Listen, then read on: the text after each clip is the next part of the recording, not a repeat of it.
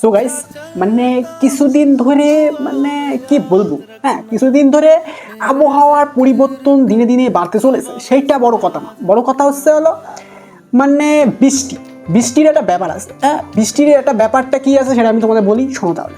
বৃষ্টি আমরা যখন চাই, মানে ভাই আমি ভাই পার্সোনালি এমন এমন টাইমে চাই বৃষ্টিরে, সে বৃষ্টি আর আসে না।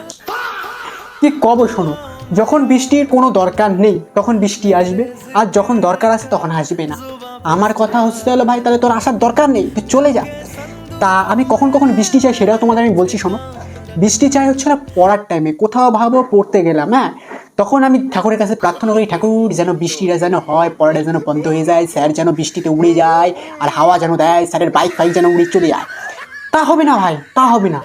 কখন হবে? যখন ভাবো আমরা কোথাও ক্রিকেট খেলতে যাবো, হ্যাঁ তখন এমন ঝড় দেওয়া দেবে, এমন বৃষ্টি হওয়া হবে, মানে আমাদের খেলা ফেলা সব বন্ধ হয়ে যাবে। তা আমার কথা হচ্ছে হলো বৃষ্টির কাছে একটাই কথা, বৃষ্টি তোর আর আশা লাগবে না ভাই, তুই ভাই পড়ার টাইমে আসলে আয়, না হলে তুই চলে যা।